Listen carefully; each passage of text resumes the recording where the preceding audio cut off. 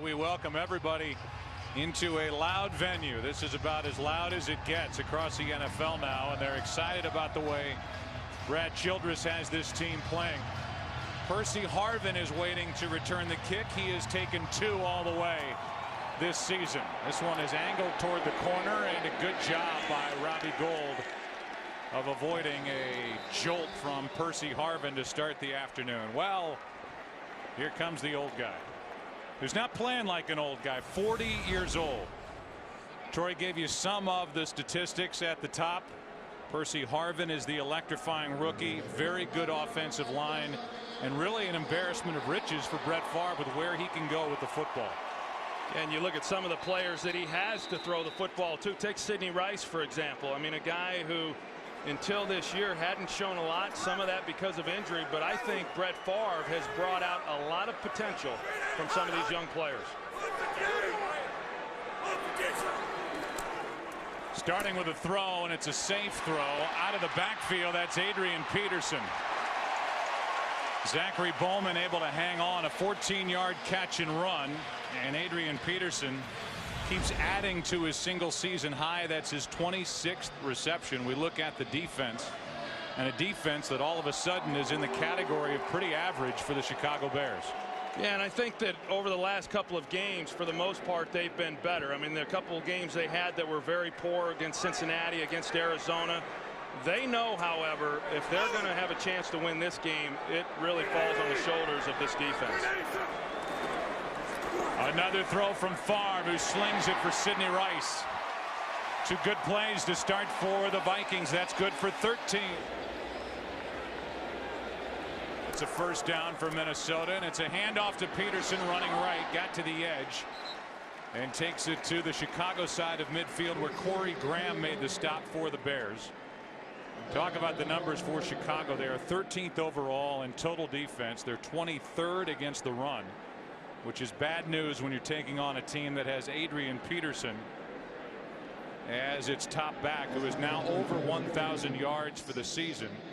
He's done that every year he's been in the NFL. Well, in years past with Adrian Peterson, he was the focal point, and defenses would come in and say he's the guy that we've got to slow down. That's still the case, only now Minnesota much more balanced with Brett Favre, and they can beat you through the air, something they couldn't do in years past. Quick setup and throw, and that pass was tipped by Hillenmeyer. Got back, got his hand up, pass intended for Berrien, and just like that, it's 3rd and 7.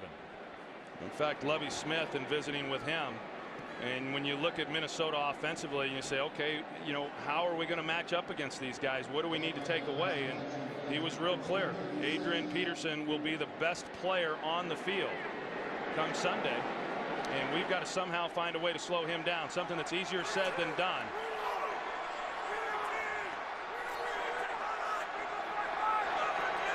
We welcome in a new audience, and you check in for a 3rd down and 7.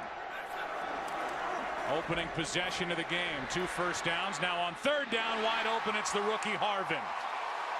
First down, Minnesota at the Chicago 32. 17 yards as Percy Harvin has his 37th catch in his rookie season. This is what the Bears like to do. You're going to see these linebackers. They're showing that they're going to come on the blitz. They want to try to hold up the guards, but the Vikings sift through that very well. They give Brett Favre great protection in the pocket, and then it's just a matter of finding Percy Harvin in the middle of the field, and that's the area that Percy Harvin has really exposed here in this season as a young rookie wide receiver. Not a big guy, 5'11", 184, but stays on his feet, doesn't go down easily. Got 17. 3 first downs on this possession. Penalty flag on the play as Adrian Peterson lost 2. And we'll see who this one's against. Our referee today is Walt Coleman. Offside, 97. Defense, 5-yard penalty, still first down. That's Mark Anderson, who came across too early, and it's 1st and 5. This is a game the Chicago Bears need to have. They keep talking about, well, we've got a 6-game season. They're probably just trying to make themselves feel better as they check in at 4 and 6.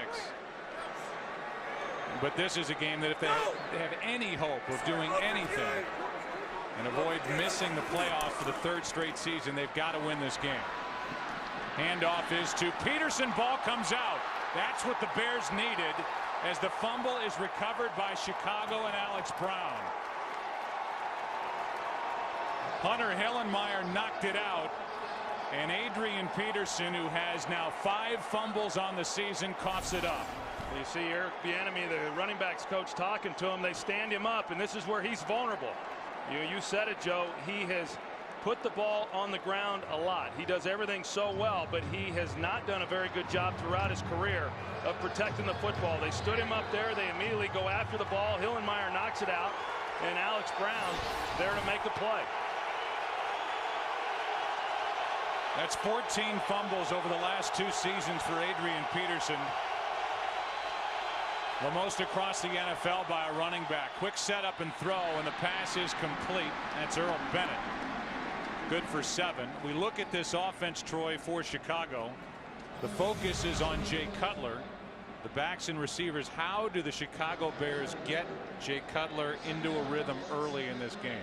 Well, they do some of the things like what we just saw here on first down. Some quick passes and try to get him feeling a little bit more confident than what he has shown here in recent weeks. Last week against Philadelphia, had some open receivers, but he's just putting too much pressure on himself and trying to guide the football, and that's why he's not throwing it real well. And this play goes nowhere but backward. Another one to Earl Bennett. Loss of 2. Cedric Griffin was out there to make the tackle. Antoine Winfield is inactive for the 5th consecutive game with an injury to his right foot. Up front, though, this defensive line is as good as it gets. They're pretty solid. And then, of course, the pass rush with Jared Allen and the inside push that they get from Kevin Williams. You mentioned Antoine Winfield missing another game today. This team has been healthy for the most part. He's the only defensive starter to miss a game this year. 3rd down and 5.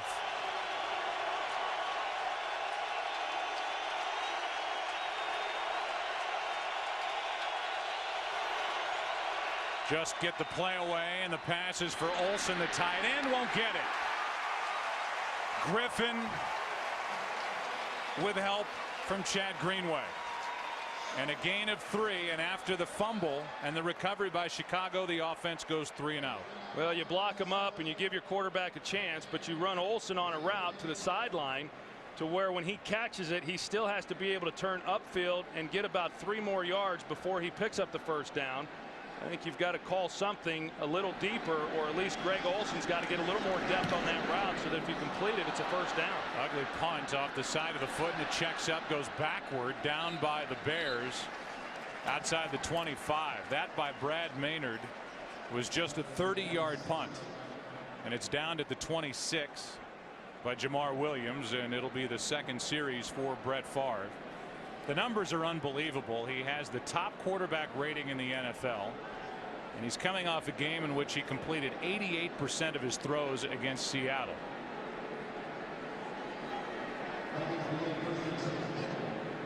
Yet another new audience just joined us. Welcome in.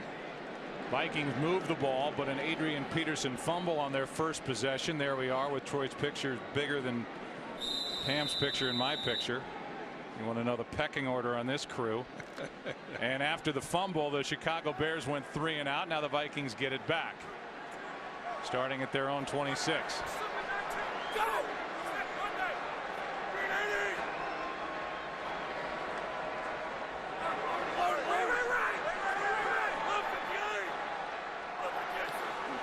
Favre changed it at the line and slings it to Sidney Rice, who had it go in and out of his hands. Good pass by Brett Favre, but incomplete. 2nd and 10, and Lance Briggs banged up on that last play. Well, you're going to see Corey Graham right here, number 21. He's on the slot. He had shown that he was going to come on the blitz, and that's when Favre pulled out and audible to a pass, and he had the chance there to Sidney Rice. He just failed to make the catch. Briggs got up and walked off the field. He looked to be okay. Hyperextended his left knee when he went up to try and knock down that pass from Favre. On first down, it was incomplete to Rice. 2nd and 10. Play action from Favre, who rolls right and airs it out. Sidney Rice downfield, and some contact, no flag, incomplete. Coverage down there by Charles Tillman, who was stride for stride with Sidney Rice. It was awfully good coverage there by Tillman. You're going to see Sidney Rice. He gets up on him, but he had the whole middle of the field. The safety had come up, and so there was all this area right in through here that if Favre had been able to lead him more to the middle and let Sidney Rice run away from Tillman, you got an opportunity then to make a play. It's 3rd down and 10. Sidney Rice, I mean, they talk about him. In fact, even Brett Favre will say, hey, he's not going to outrun anybody. Well, he may not, but he's faster than he gets credit for. Favre underneath. It's Chester Taylor. And Chester Taylor is wrapped up short of 1st down yardage by Corey Graham. And so now 3 and out on the other side. And doing that against a Vikings offense that's number 2 in the NFL, averaging over 30 points per game, which really takes the pressure off this good Minnesota Vikings defense. There's Brad Childress. He's already felt the Favre effect with a contract extension that takes him through 2013.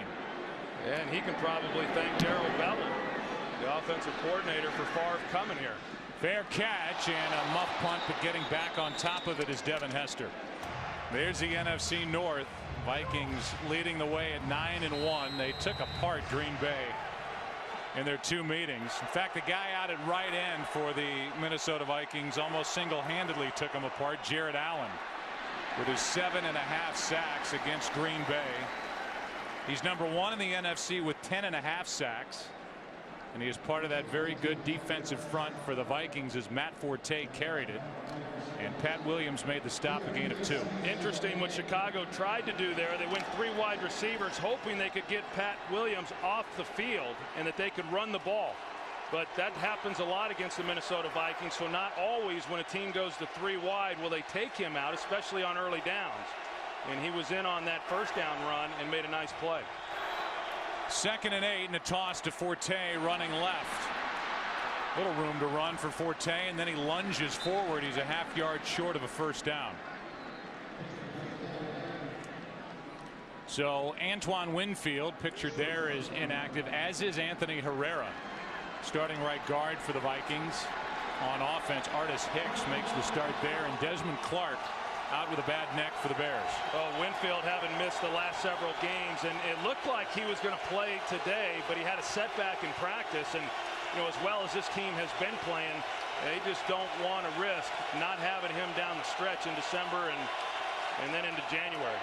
Here is Forte, and it depends on the spot. Didn't look like he got it. He did not.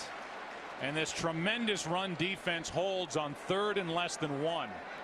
Now a penalty flag comes in, and it could be for too much celebration.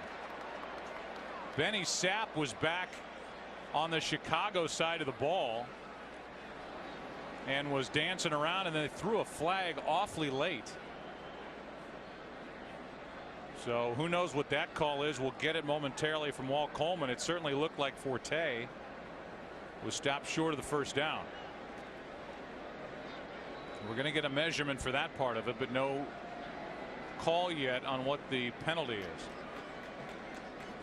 as I guess they'll assess after they figure out if Forte got enough for the 1st down.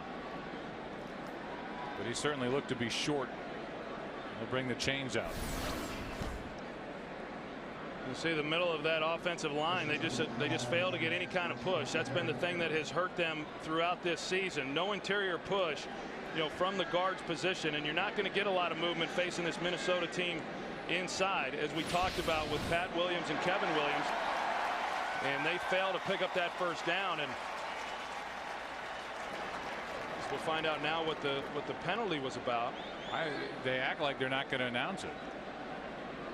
But he's looking at the Minnesota side, so it was against Chicago, and they'll just decline it. 95 on the offense, failed to report as an eligible receiver.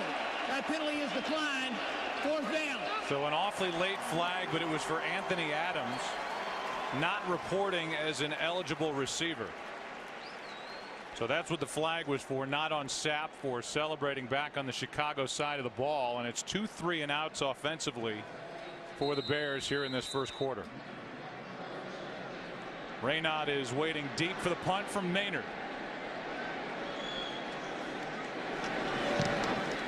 This one is much better. And it takes a good Chicago bounce and will go out of bounds inside the 5. Vikings will start at their own 4-yard line. Third possession for Minnesota. First one ended on an Adrian Peterson fumble, then a punt. And now where's this one headed? Brett Favre hands off. Peterson fights his way out across the 5, knocked down at the 8. Nick Roach on the stop. And for Brett Favre, who is 22-10 in his career against the Chicago Bears, but not good against Lovie Smith, it's 2nd down and 6. And we talk about Brett coming into this game and having played against him and stood opposite of him back when he was winning league MVPs and I was still playing. And then going back and studying him over the last several years, and then today, he's still doing the same things. You couldn't tell me that he has slowed down one bit from where he was 15 years ago. Pretty remarkable. Another carry, and well played by the Chicago defense as Adrian Peterson gets nothing. Tommy Harris was in there, as was the strong safety Afalava. And it's 3rd down coming up. Brett Favre won 3 straight MVP awards. 95, 96, 97. The 96 year was when the Green Bay Packers won the Super Bowl. 97, he shared it with Barry Sanders, and he could very well win his 4th. The same city where the American League MVP resides, Joe Mauer from Major League Baseball.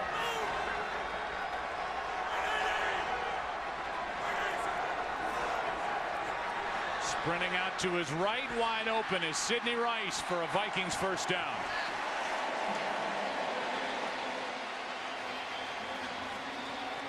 "15-yard completion on 3rd down. Well, Chicago going with a 4-man rush. They move the pocket with Brett Favre, and this is pretty easy. I mean, he's got Sidney Rice right out in front of him to make the completion after he goes in motion. Because of that, they're not able to get the jam on him like they were on the other receivers. That's one of the reasons why you go to the motion, is to keep a defensive back from being able to come up and jam you. But he gets a free release with Favre moving out to his side, and a nice 1st down. Handoff is not given. Now it's dropped off to Chester Taylor. Fake the handoff to Chester, and then Chester good for 10. Troy, you stepped out. I read in USA Today where you picked the San Diego Chargers to win the AFC West. I picked them to go to the Super Bowl too. Did you? I did, back in August. On 1st down, Favre trying to set up a screen. He gets it to Chester Taylor, and Briggs makes the stop.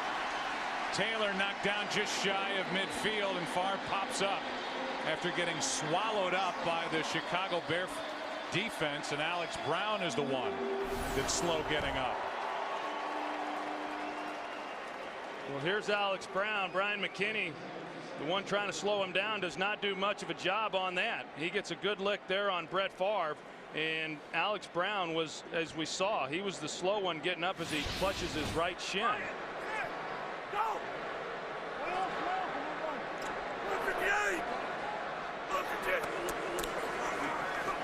Favre stands in and now goes over the middle. Pass is bobbled and dropped by Adrian Peterson.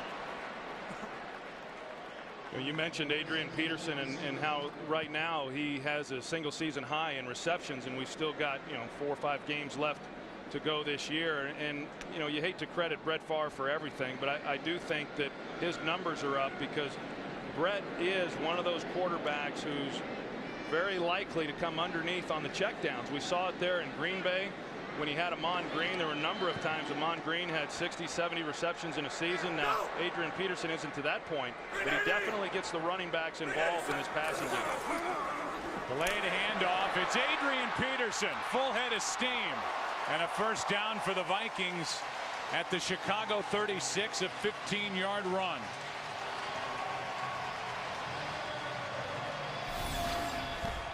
Adrian Peterson starts off to the right. It's a power play right there, and then he's able to just cut back. Great block there by Nafa'au Tahi to spring Peterson then on the cutback.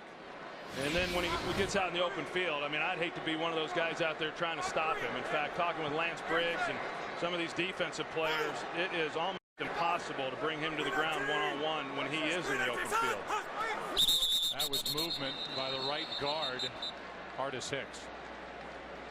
False start, 79. Offense, 5-yard penalty.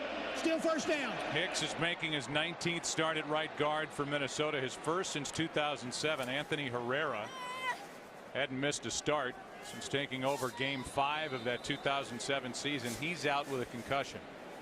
Yeah, they've remained relatively healthy overall. And we talked about on the defensive side of the ball, Antoine Winfield, missing the only defensive starter to miss a game.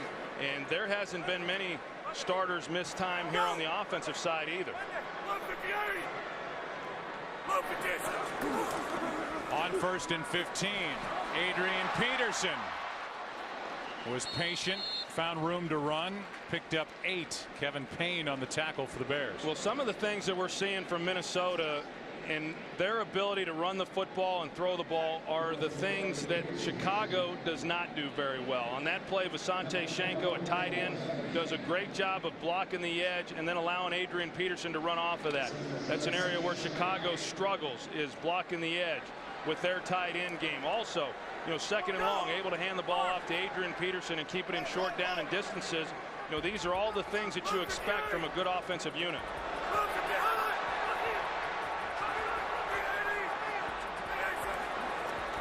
Second down and 7. Favre gets hit as he let it go, and the pass is incomplete for Percy Harvin. It's 3rd down and 7. Yeah, and that's something that you really haven't seen a lot of this year, with Brett Favre having an open receiver running up the seam, Percy Harvin, and a throw that just got away from him. I mean, a ball that if Percy Harvin had timed a little bit better, maybe he's able to make that catch. Not an easy catch for him to make, but Brett Favre has been amazingly accurate this year. In fact, last week in that win against Seattle, completed 88% of his passes.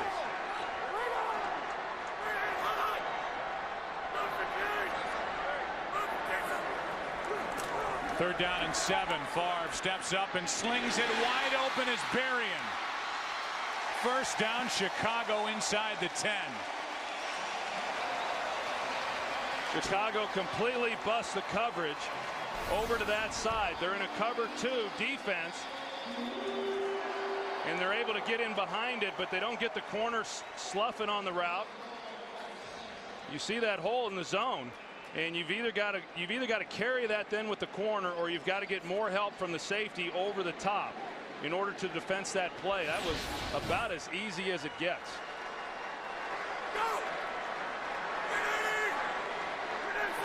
On 1st and goal, a toss. Adrian Peterson running left, nowhere to go to the 5. That's it. This Minnesota team offensively is number 7 in the NFL in the red zone. They score touchdowns 60% of the time. And it's 2nd and goal after Peterson picked up a yard. Yeah, and then they're going up against a defense in Chicago that is one of the worst in stopping teams once they get inside the red zone. How do you think this will fare? Yeah, Chicago's 30th red zone defense. How that Bears defense has fallen. 2nd and goal. I formation, and they reverse it to Berrien. Like he's going to throw, and he lobs it. Incomplete, and they'll throw a flag. Shenko, the intended receiver, and Afalava never turned around.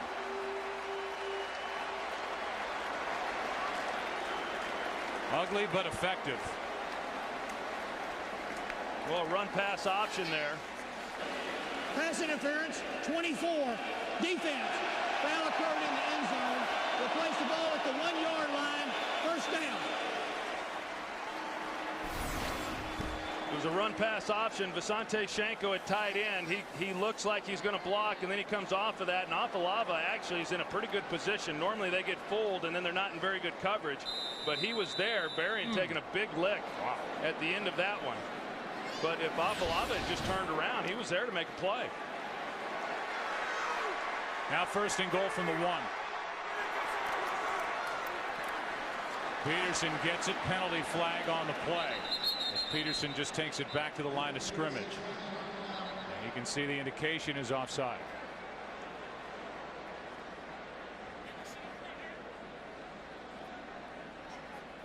So we'll get half the distance and they'll get first down again.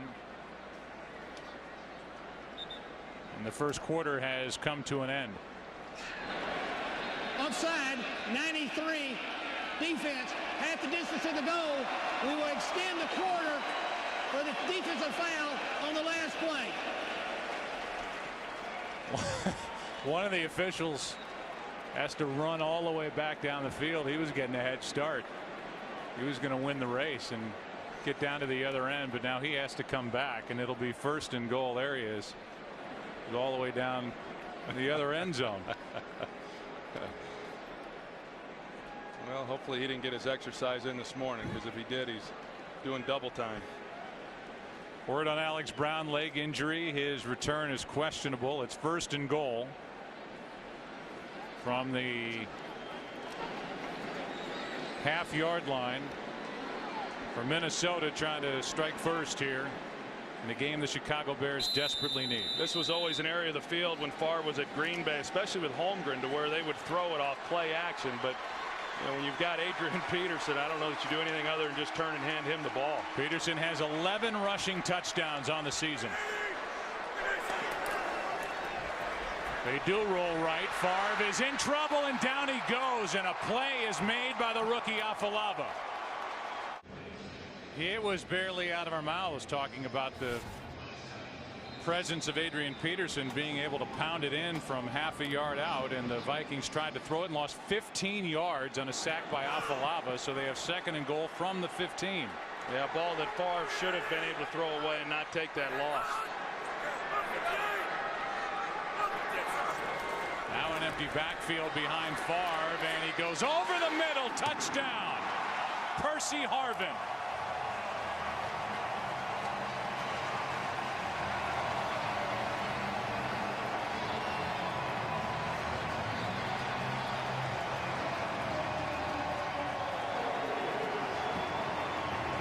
Actually had an opportunity to get the ball to Harvin earlier than what he did. Percy Harvin runs a nice route.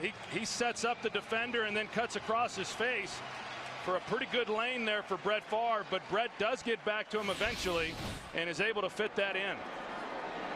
For Harvin, his 5th receiving touchdown. You saw the note, 500th total. About a season-long 96-yard drive for the Vikings. Drive that took just under 7 minutes off the clock. Percy Harvin gets the touchdown. And it ends on that 15-yard touchdown throw from Brett Favre, and now the Bears have to try and answer. Danielle Manning on the return. Manning still going. Still going. What a return by Danielle Manning.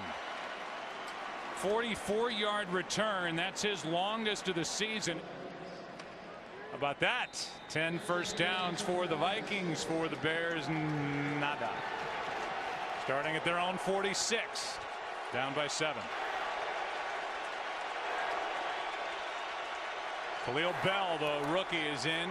And the pass is a quick throw to Greg Olsen. Ball comes out. And they're saying Olsen was down. No fumble. And it's a 6-yard catch for Olsen, the active tight end for the Bears. You go back and take a look at that touchdown. The Bears are in 2 deep right here. So you've got Percy Harvin, who has to beat that defender, Corey Graham, because he's got the whole middle of the field and an excellent route, sticking him to the outside and then coming underneath. The one area that Corey Graham cannot allow him to go is to the middle of the field. That's the weakness of that defense. Cutler throws and completes. That's Olsen again. He's to the Minnesota 39, and the Bears have their first down of the game. All right. Cutler started this game 5 for 5. He throws, and there he is again. That's 3 in a row to the tight end Olsen, who gets 8. Greenway on the tackle for the Vikings. Well, and that's the one guy that Jay Cutler seems to have confidence in, is Greg Olsen. I mean, going back and watching him, when I watch Jay Cutler, I see a quarterback that doesn't have confidence. He's going to get protection, number one. And then secondly, he doesn't trust that the receivers are going to be where he expects them to be, with the exception of Greg Olsen. They seem to have developed some chemistry, and that's the guy he looks for, and that's who he's been hitting here on this drive. Here's a pass that is complete. Catch is made for 6 yards. Aromashadu made the grab, and he is a big body, 6'2", 201, and that's just his second catch of the season, and that was an athletic grab, able to hang on with Griffin on him. That's a heck of a catch, and that's the guy that Jay Cutler, I think, would like to see playing more than he has been.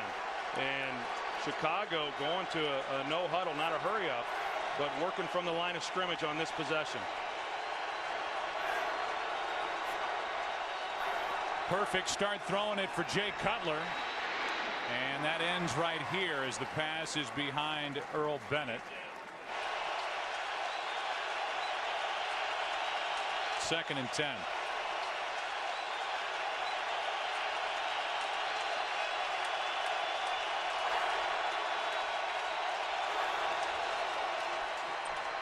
Cutler throws, end zone. It is caught by Knox for the touchdown. A flag is down at the 24-yard line. It's against Minnesota. The touchdown will stand, and a perfect throw from Jay Cutler. Offside, 91 defense. That penalties decline. Touchdown. Yeah, this is what Jay Cutler failed to do last week against Philadelphia with a number of open receivers that would have scored touchdowns. Here he's got Johnny Knox, and it's not bad coverage by Benny Sapp. But you see that Knox gives him a pretty good place to lay the football, and Cutler put it in that corner absolutely perfectly. 24-yard touchdown throw from Jay Cutler, who has his 16th as a Bear, to go with his 18 picks.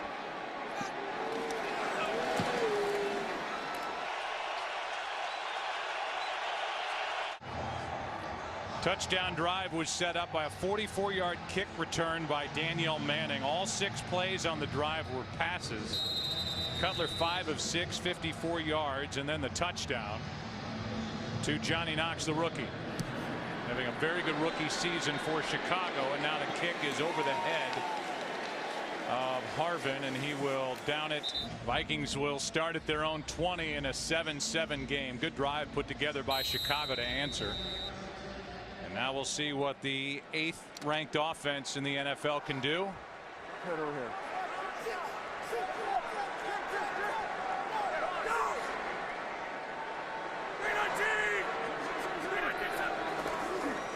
Handoff is to Percy Harvin, running right, showing off his speed, and he's out of bounds inside Chicago territory at the 45. A 35-yard run by the rookie Harvin. Well, you get the ball into Percy Harvin's hands any way that you can, and you got Artis Hicks, who's going to also pull out, and he does a good job of leading the way. And watch how Percy Harvin kind of sets him up. He starts to the outside, which helps seal that block. It allows Artis Hicks to make a pretty easy block, and then Harvin cutting off of that block. Good execution there by that offensive line. Longest run by a mile for Harvin this season, 35 yards.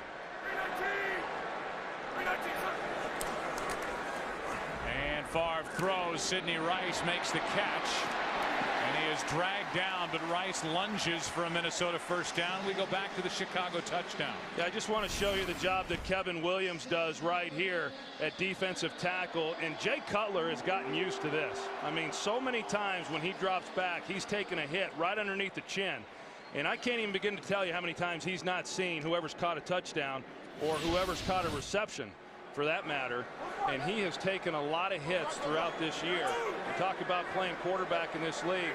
It's hard under normal circumstances, darn near impossible when you're getting hit the way he has been. Bowman coming on a blitz, and the pass incomplete for Schenko. I tell you, you talk about great quarterback play, Brett Favre and Peyton Manning and Drew Brees and all them. Phillip Rivers, to me, is playing just about as well as any of them. Second down and 10. Favre sets up and throws and completes. That's Berrien. Talking to Brad Childress, you look at the numbers for Bernard Berrien, and Childress said I told Brett Favre, I sold you as an equal opportunity thrower, meaning you spread it around. Why aren't you throwing more to Bernard Berrien? And Brett Favre will tell you it's more his fault than Bernard Berrien's. Yeah, and you know, Bernard Berrien last year provided this team a real deep threat. He's still capable of that. Now he's had hamstring injuries to both legs that have really slowed him down. But while he's been down, Favre has just developed this connection with Sidney Rice, and it has been special to watch. 3rd down and 3. Pass complete, and there's Rice. Why not keep throwing his direction? 11 yards and a Viking 1st down. And you look at this, Troy, from the other side as we watch the replay. Chicago gets the touchdown.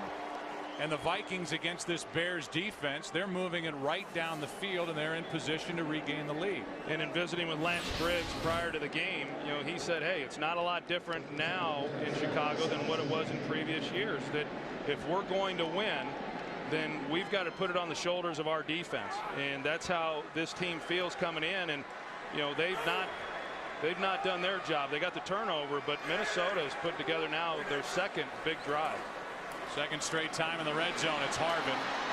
Harvin is hit by Roach, and a gain of 4. You think about Percy Harvin, and there's so much conversation about the spread offense in college and how it's changing the way players are evaluated. You look at somebody like Harvin, Gators used all over the field, running and spreading him out wide, in the slot, just any way to get the ball in his hands, and he's been used for the most part the same way here with the Vikings. And this Vikings organization was criticized somewhat when they made that pick, you know, feeling that there were some other needs. But as Brad Childress said, you know, we have a philosophy that we cannot acquire enough playmakers. And boy, has he been one. Yeah, that's worked out. Here's Peterson over the left side. Adrian Peterson to the 10. It'll be 3rd down for the Vikings in this 7-7 game. Yeah, I'll tell you, I think Rick Spielman, the general manager for the Minnesota Vikings, has done a phenomenal job of developing this team. Think about it. You know, they draft Adrian Peterson. Some people thought they should have gone and got a wide receiver at that time, that they had Chester Taylor coming off a 1,200-yard season. They had so many other needs, you know, and he's been nothing but sensational. Of course, going and getting Jared Allen, Steve Hutchinson, then this year bringing in Brett Favre, but also Sidney Rice. I mean, I don't know that you can say enough for the way that they have assembled this roster in the last 3 to 4 seasons. It's 3rd down and 3. Favre keeps it, drops it off for Taylor. Chester Taylor into the end zone. Touchdown. And a quick answer from the Vikings after the Bears had just tied it.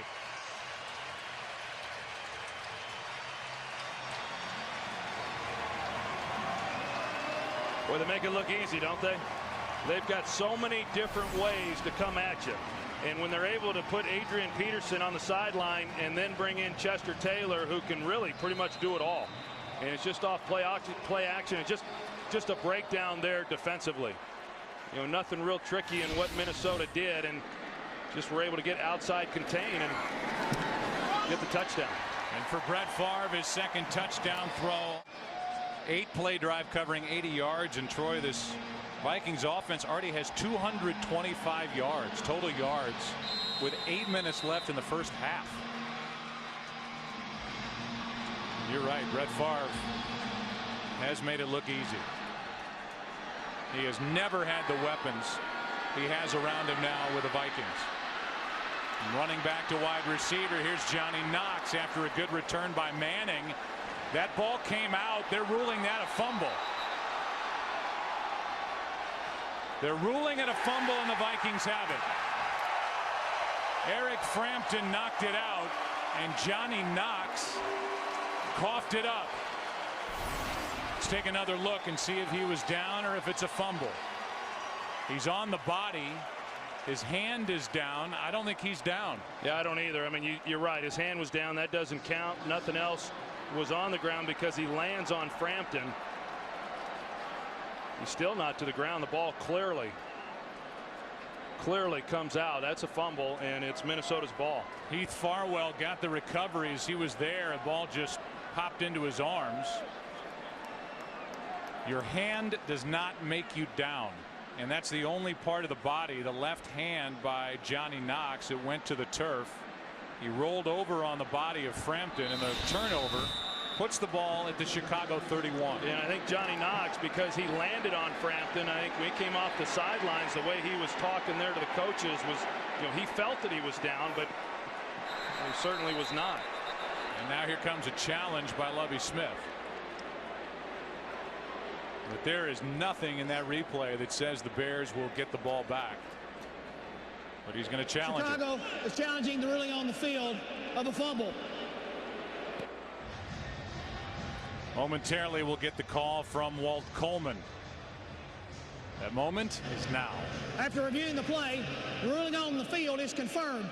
It is a fumble recovered by Minnesota. First down. Chicago will be charged with their first team timeout. I still don't understand why these head coaches just throw away timeouts like that. Well, I don't either.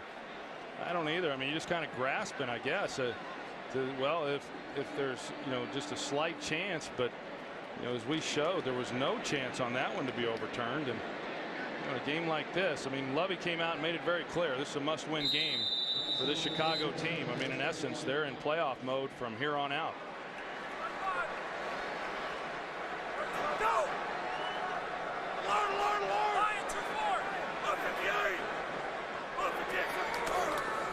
Blitz coming from Chicago. Vikings pick it up. End zone. Pass incomplete for Bernard Berrien. And we talked about what Berrien has done. He's coming to Minnesota last year. Berrien averaged over 20 yards per reception, which was second best in the NFL. I mentioned the hamstring injuries have slowed him a bit, but really he's not shown all that he's capable of doing for Brett Favre. And I said earlier, and it's the truth, whether it's Harvin, Adrian Peterson, Sidney Rice, Bernard Berrien, the tight end Schenko, Favre has never had this weaponry around him in the NFL. 2nd and 10.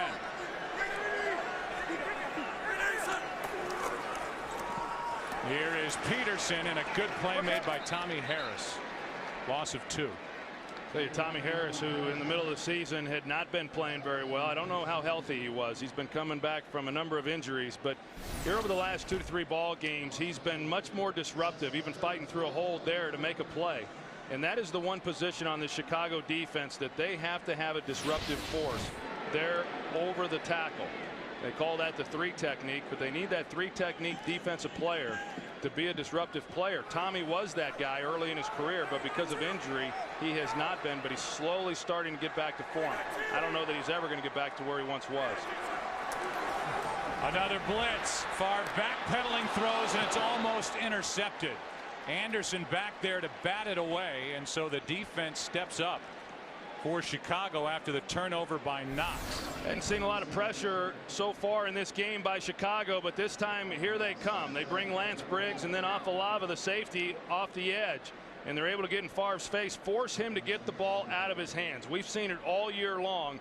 When he has had time, he's been unstoppable. The only chance any team has had against him is when they've been able to get pressure and force him to get it out sooner than he'd like. 52-yard drive by Longwell, and the Vikings turn the turnover into 3 points. Longwell now 2 for 2 from 50 or more this season, and Johnny Knox, who coughed it up, watches Longwell convert to make it 17-7.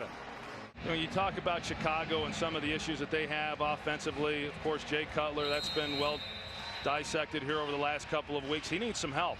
He needs some help with a running game, and every yard that they get is really pretty much because of him being able to throw the football, and that's hard on any quarterback.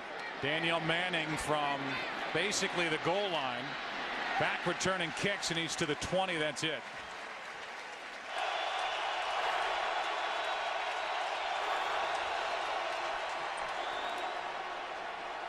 Cutler with play action, throws, and wide open is Devin Hester. Makes the catch, and he's forced out at the 42. Hester is not a #1 receiver.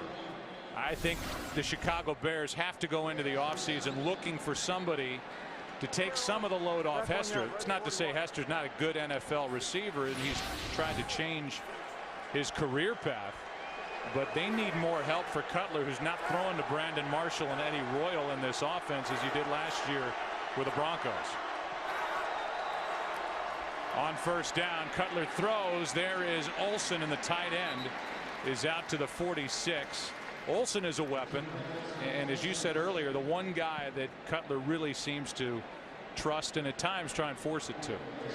Yeah, well, it's the guy that he has confidence in, and I think to go back to what you were talking about with Devin Hester, I agree. I mean, he's made a nice transition over to the wide receiver position for a guy who was really a defensive back and a special teamer. But that's a hard transition, and I think it's unrealistic for any football guy to think that he can come in then and be a featured wide receiver in this league. Here's Forte. Great rookie season last year for Forte. At 1,200 yards rushing. It's been a different story this season as he gains 4 to bring up 3rd and 1, and the Bears need something to happen on this drive. And I think that's been part of their problem, Joe, has been that they just have not gotten enough out of their running game. And you know, when you're 2nd and 10 and you can hand off the ball and pick up 4 or 5 yards, I mean, that is really helpful. And this is a big 3rd down for this point in the ball game. Forte 4 carries, 13 yards. It's 3rd and 1.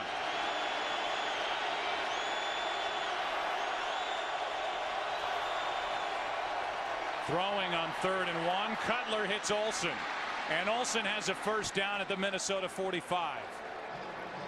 Good throw, good catch, and a conversion on 3rd and 1. Well, they better get Orlando Pace some help, because Jared Allen is just going right through him and then gets the hit on Jay Cutler. Not a real deep drop. He's only going at 5 steps, not asking Orlando Pace to hold the block very long.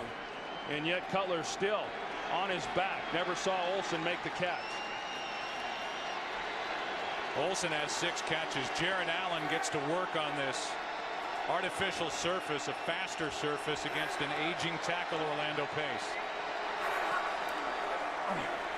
And there he goes again.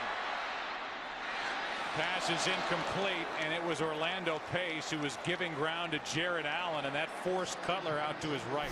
You know, Orlando Pace has had himself a heck of a career there with the St. Louis Rams, but he's winding down fast here in Chicago, and he has been very inconsistent. And I'm surprised, even though they're getting the ball out, trying to get it out anyway very quickly, Orlando Pace needs help against one of the premier pass rushers in the game. That is another glaring weakness and issue for this Chicago Bears team, is this offensive line. Last 2 drives for the Bears, they've thrown it 10 times, run it only once. 2nd and 10. Pass is complete on a screen to Forte. Kevin Williams couldn't bring him down. Forte gets it down to the 39, a gain of 6, and a better percentage play coming up on 3rd and 4. 6-yard screen to Matt Forte, who comes in with 399 yards receiving, 2nd highest total among NFL running backs. Well, some of their best pass plays this year have been the screen pass there to Matt Forte.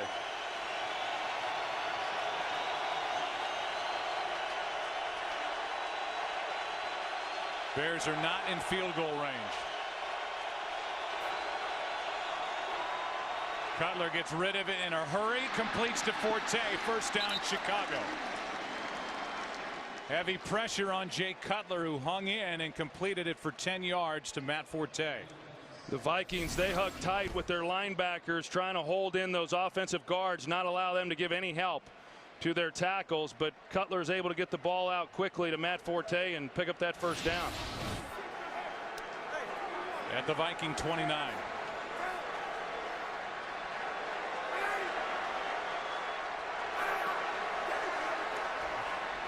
Pass complete to Olsen, catch number 7. Greenway on the stop. And it's been a very crisp start throwing the ball for Jay Cutler in this game.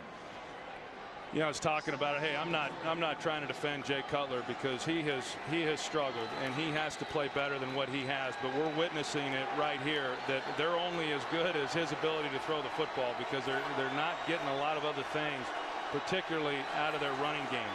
And they haven't been a real explosive team, you know, in creating a lot of big plays. Cutler has started 14 of 16, now throws for Knox, and he's picked off by Cedric Griffin.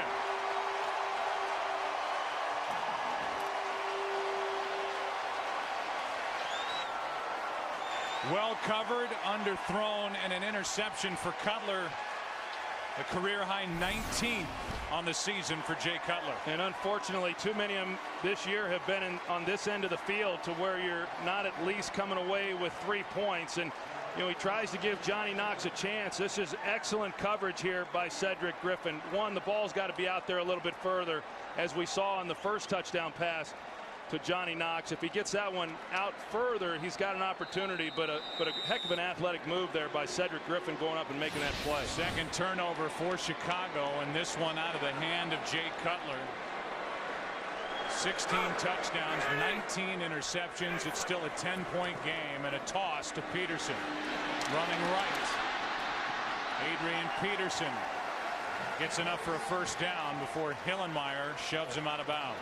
You know, you think about it, Joe, as bad as it has been in terms of the turnovers and the interceptions, if they had just a couple of interceptions and had been able to settle for field goals against Green Bay, they probably beat Green Bay in week 1. They probably beat San Francisco. Then a few weeks ago, they'd be sitting here at 6-4. I mean, as bad as it's been, they could have won at least 2 games and maybe even 1 or 2 more. Cutler's numbers are so poor in the red zone. Been a big problem for the Chicago offense as Favre steps up down the middle, and that was almost intercepted by Hillenmeyer after it was drilled off the chest of Schenko. How's the fastball? Yeah, that was straight heat right there.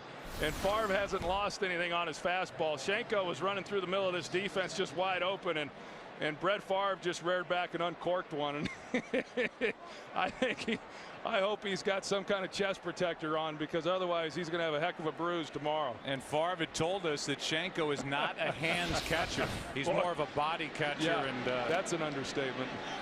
Thing took a chip out of his shoulder pads. 2nd and 10.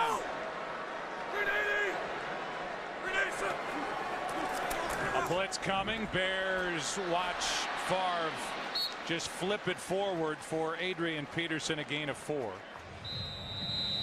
How about since turning 40 years old, Brett Favre on October 10th, 15 touchdowns, 2 interceptions, and a quarterback rating of over 120.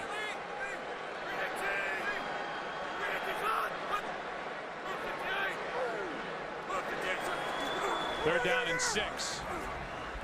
Good pocket for Favre, and the pass broken up. No penalty flag. Burying the intended receiver, and Corey Graham got his hand in there and broke it up.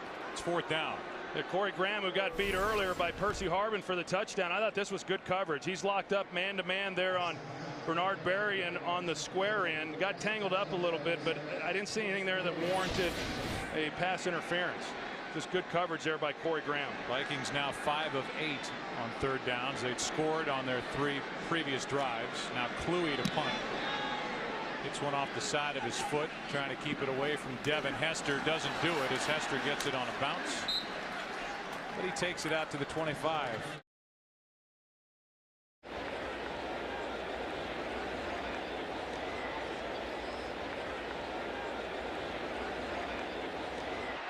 Here is a pass complete. That's Earl Bennett. And Bennett is brought down just inches shy of a first down at the 34+. I agree with you. It probably does. 2 timeouts left for Chicago. They would have 3, but a challenge didn't work out for Lovie Smith. Cutler in trouble, and down he goes. Penalty flag on the far side of the field as Jimmy Kennedy came in to get the sack, but will check the marker. Now this time outside, Pace does a good job on the outside, but then they don't hold up inside with Jimmy Kennedy. He's got a offside, nose tackle, defense, 5-yard penalty, first down. So on 2nd and inches, instead of the sack by Kennedy, it's an offside on Kevin Williams. We'll see here if he well, there it is, and that was on Kennedy that wound up jumping. Yeah, they said 93. I think they meant 73. Either way, it's a first down up at the Chicago 40. That negates the first Vikings sack of the day. They lead the NFL in sacks. Getting rid of it quickly. That's Forte. Does a nice job to eventually get out of bounds. Got a first down and picked up 15 yards, and a good effort from Matt Forte. Good hard running there after the catch. You're going to see, I mean, this guy's he's a physical runner. I mean, he can do a lot of different things, and we see it from him, and we've seen it already with his ability to catch the football. Nice job of getting some extra yards and then getting out of bounds. The Bears are now huddling, and that is something that we've really not seen much of here in this first half. For the most part, they've been working out of a no-huddle operation. It was Mediu Williams who missed on that first tackle effort. And it's first down at the Minnesota 45. Cutler stays on his feet and will get out of bounds. Minute 6 left, and now with 2 timeouts, plenty of time left on the clock to do something about this 10-point deficit. That was an 8-yard run by Cutler, who threw an interception in the end zone to Cedric Griffin. Another one of those high draft picks for Spielman, second rounder out of Texas in '06, who was recently signed to a contract extension during the spring. Well, you think back now to that interception that he threw to Cedric Griffin, and you know what they missed by not having at least 3 more points on the board. 2nd and 2.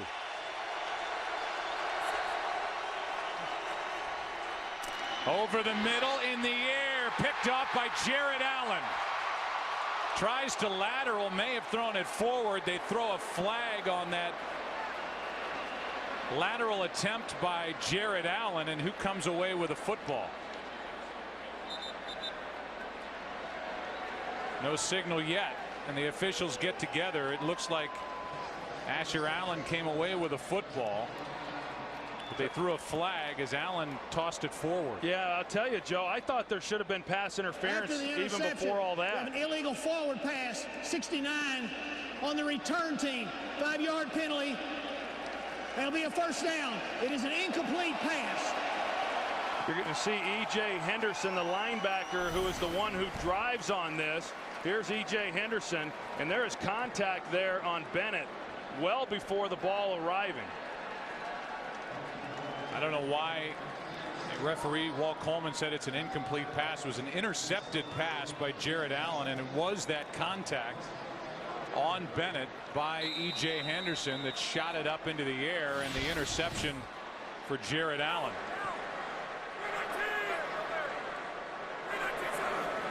First pick of the season for Allen as Favre slings it for Schenko. And a timeout taken by the Vikings as they have 2 left. And a first down at the Chicago 49. We step back and look around the league in the early game headliners. Peyton Manning, 27 of 35, a comeback effort and a win for the unbeaten Indianapolis Colts. Chris Redman, how about that? Yeah, that's interesting. You know, Chris Redman has not played here much in recent years, and for him to come off the bench and do what he did and bring that team back, that's impressive. And you know, Peyton Manning, gosh, I mean, we're seeing that each and every week. They spotted Houston 14 points, and for them to still come back and win that game, he's pretty good. Yeah, he's very consistent. Amazing. It is amazing. How about who's breathing a bigger sigh of relief than Andy Reid tonight at the end of that game, where they had to rally and come back at a 2-point conversion, then in essence a game-winning field goal after trying an onside kick to start the game against the Redskins? I didn't like that at all. You do that against a team that you know you're not better than. That's something Chicago could have done in this game to kick, you know, to start off. But not Philadelphia against Washington. Blitz coming, quick throw, and it's Berrien on the reception. I mean, Favre, this always turns into a Favre love fest anytime any broadcast crew shows up, but he's getting pressure in his face, blitz right up the middle, throws it before Berrien gets out of his break, and it's a perfect pass. Well, and that's why some teams are reluctant to come after Favre, because even if you do get pressure on him, he does a good job of getting the ball out of his hands. Even though he has taken some sacks, they have been sacks that he's just hung onto the ball too long. It has not been a reflection of this offensive line. They have done a great job up front of protecting for him. But, you know, when you play 19 years in the league, you're just not going to fool this guy. 2nd down and 1. Favre throws, completes to Berrien on this side of the field. First down for Minnesota at the 35. Already leading by 10.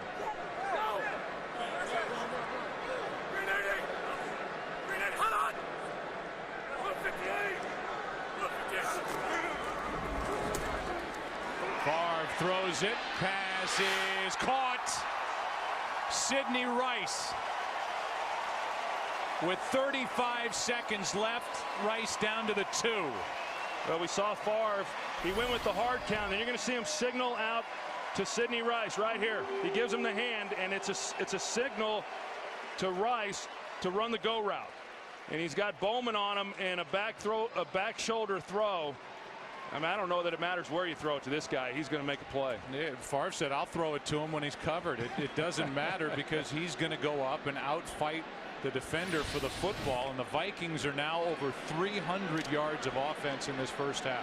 I'll tell you, the jury was out on Sidney Rice after his first couple of years, but Brett Favre, having confidence in him, has made him one heck of a player. I mean, now everybody looks at Sidney Rice and you say, gosh, you know, why would you not have drafted him? I mean, he's unbelievable. Not the fastest guy in the world, but you know, when you get a receiver that will go up and make plays even when he's covered, as Sidney Rice has done for Brett Favre, yeah, I mean, that's a quarterback's best friend.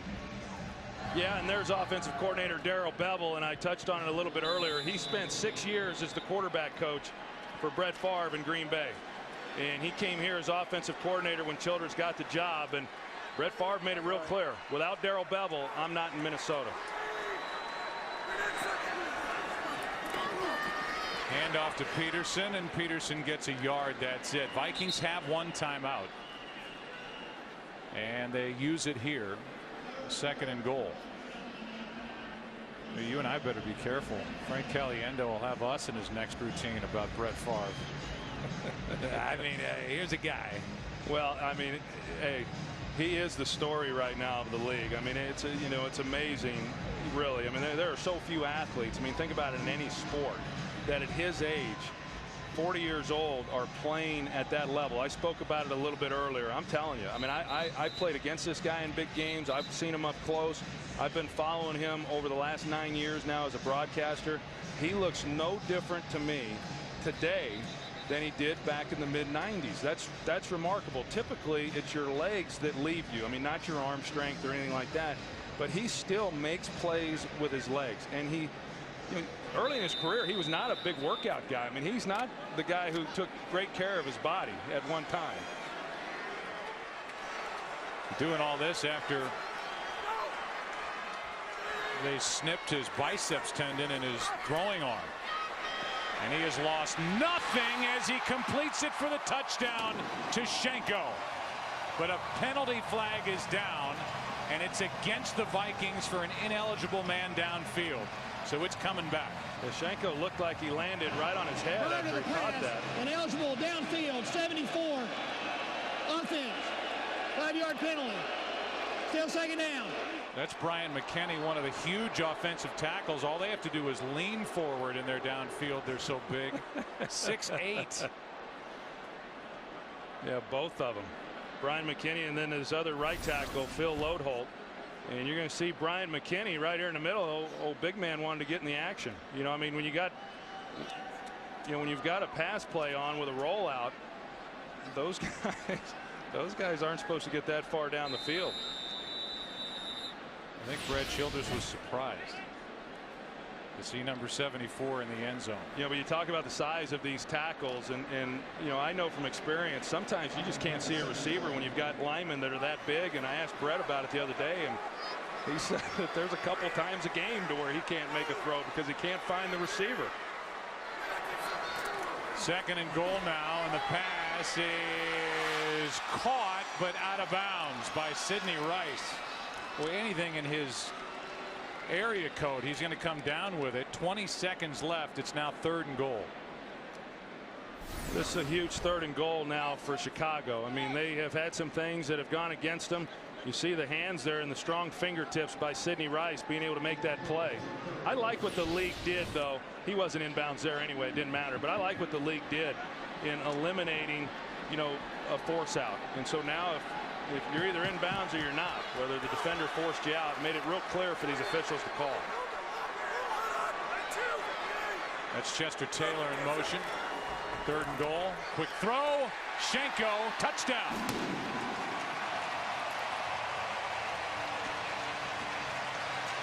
And that for Visanthe Schenko is his 8th of the year, tying Joe Sensor for this franchise record for receiving touchdowns by a tight end. Pretty good ratio there as far as receptions to touchdowns, and it's just a stick route.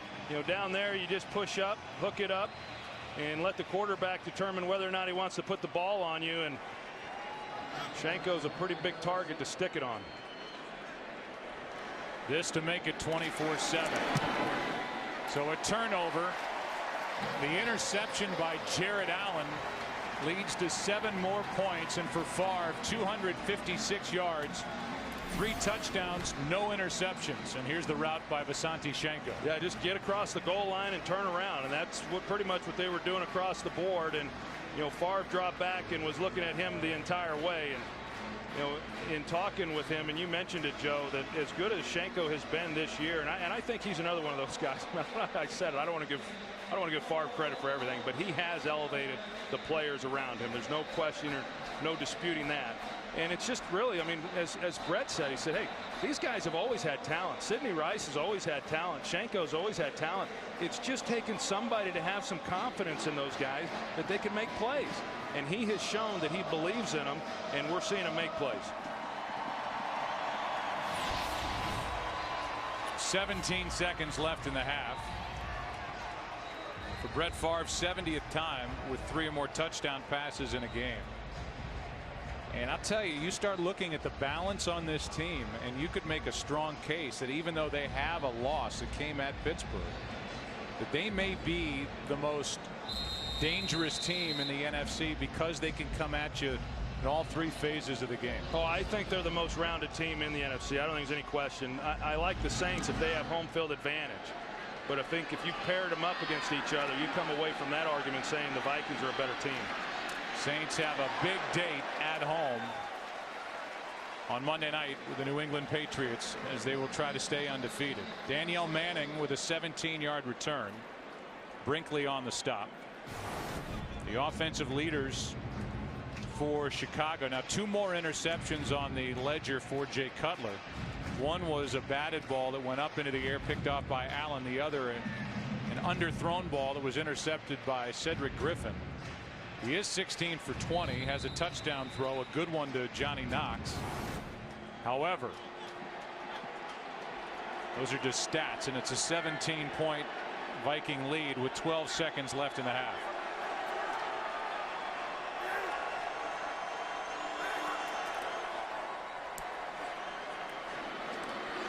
Out to the 25-yard line is Matt Forte, and that's it for the first half. And for the Vikings, it just keeps getting better. A season-high 312 yards. Well, Brett Favre put together another good half of football. 20 of 31, 256 yards, 3 touchdowns, no interceptions. Sage Rosenfels was brought here. Last year it was Tavares Jackson who helped the Vikings finish the season 10-6. Win the division. They lost here at home in a playoff game to the Philadelphia Eagles. And then the late addition after the long courtship with Brett Favre. He didn't sign until the 18th of August. And there's not a bigger Brett Favre fan on this Vikings team than Sage Rosenfels. Here is Knox from the 15-yard line, and Johnny Knox with Longwell not able to force him out. How about this start to the half? Johnny Knox is going to be forced out of bounds at the 8. There are no penalty flags. Pema downfield to make the play defensively for the Minnesota Vikings, and here's where Knox stepped out. They marked him at the 8. I'll tell you what, though, what a great return and something that Chicago desperately needed, considering how that first half went. He just puts a little move right there and stays up the sideline, and it's a great way to start this second half for Chicago, getting a short field offensively. 77-yard return. Knox, who has a 102-yarder for a touchdown. And that happened against Detroit week 4, and now what an opportunity for this Chicago offense.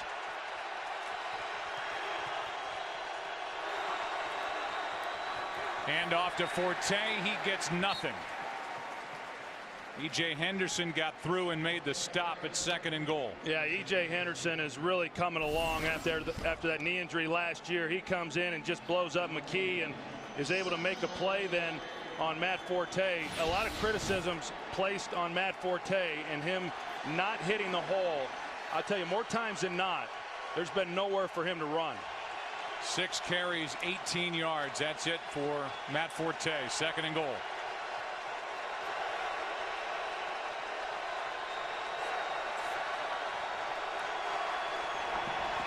Cutler in trouble. Down he goes. And the sack for Minnesota, it's Ray Edwards. And that's the first sack of the day for the defense that leads the NFL in that category. Well, Jared Allen comes right around the edge and is putting the pressure then on Jay Cutler, and he tries to step up in the pocket. The pocket in the middle collapses on top of him, and yeah, there's people running open, but if you don't have time to find them, you're not going to get it out. 3rd down and goal.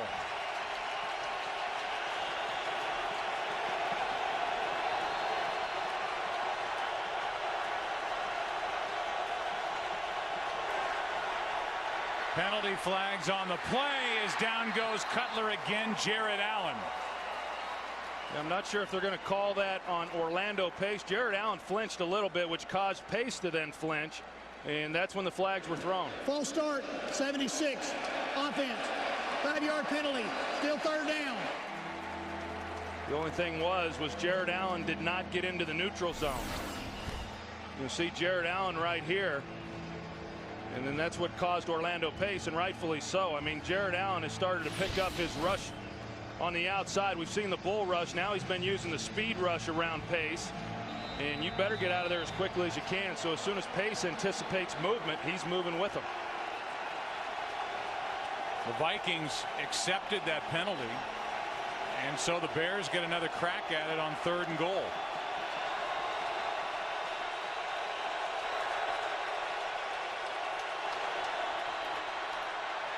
Cutler's in trouble again, and down he goes. No protection whatsoever as Pat Williams gets the sack.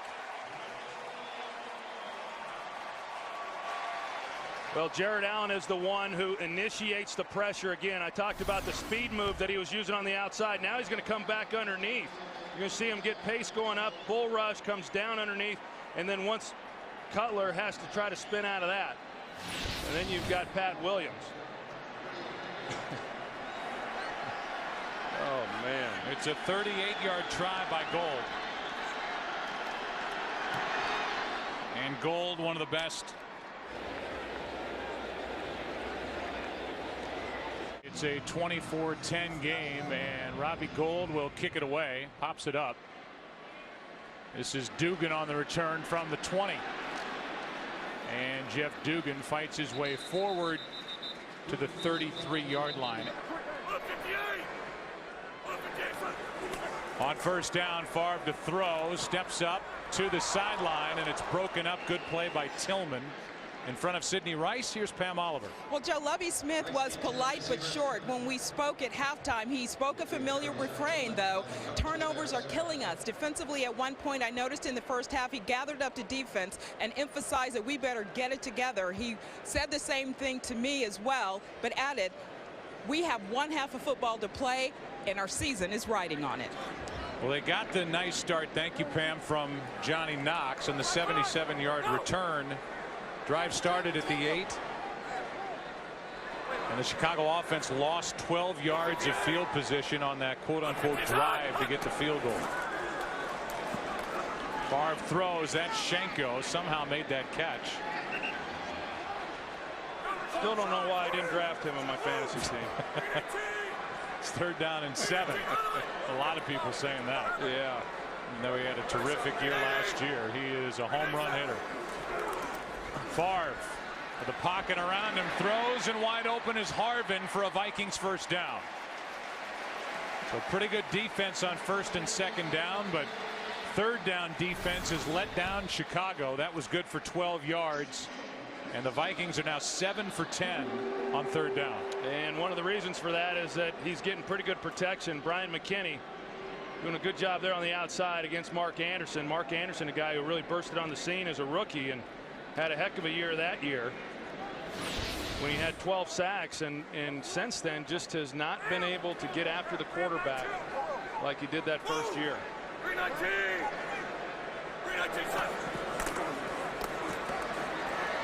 Favre just throws it into the ground right at the feet of Adrian Peterson, and a flag comes in from the secondary.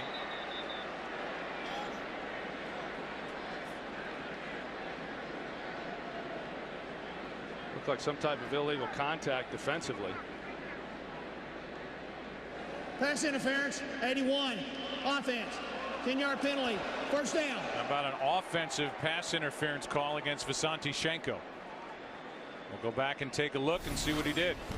Yeah, they split Shenko out wide, and you've got Nick Roach, linebacker, that's on him. And I don't know what that's about. I mean, Favre they were looking for the screen. I don't know, but I'm gonna go back to what Pam said as far as Lovie Smith saying, well, once again, turnovers have done us in. I got to tell you, I mean, when your defense gives up over 300 yards of offense, there's a little more to it than just turning the ball over on your own offensive side of the ball.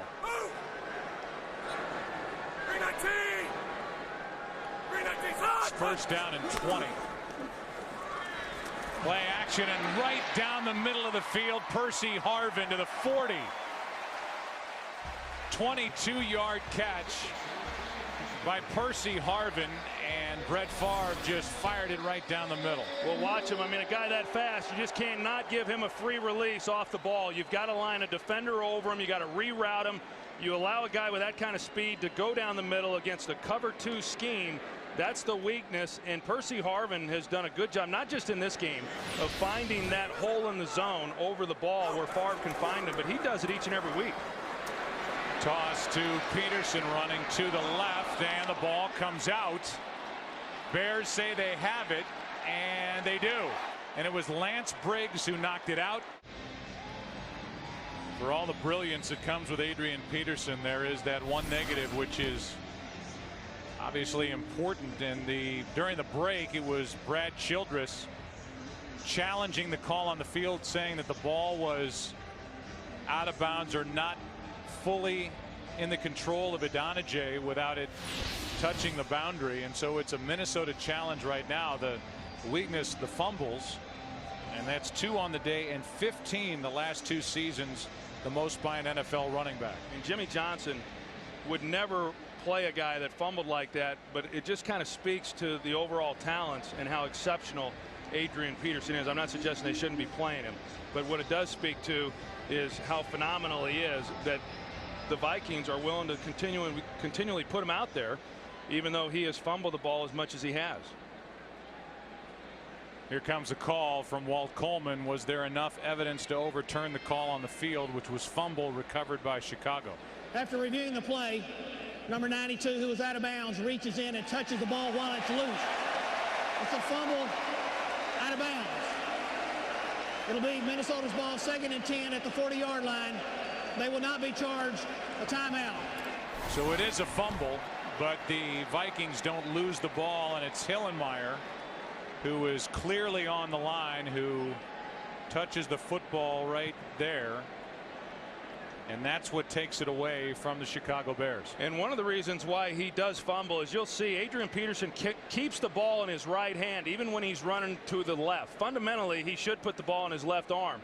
Emmitt Smith was the same way. He always carried the ball in his left arm, and so it exposes the ball to the defender when you're then running to that side. Now, Emmitt Smith was not a fumbler. He rarely put the ball on the ground, but it's something that they've just not been able to get Adrian Peterson comfortable with, putting the ball in his left hand when he's running then to the left side.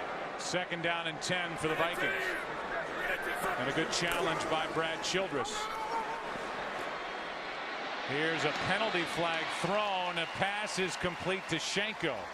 That flag hit Chester Taylor on his way out into his route and was on his body for a moment. The pass was caught by Shenko, and will get the call from Walt Coleman, who's been busy here this afternoon. 19-yard catch as it is. Defense lined up in the neutral zone.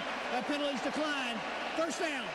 Well, you mentioned, Troy, that Lovie Smith can't pin this all on turnovers by his offense, and there's been unrest defensively.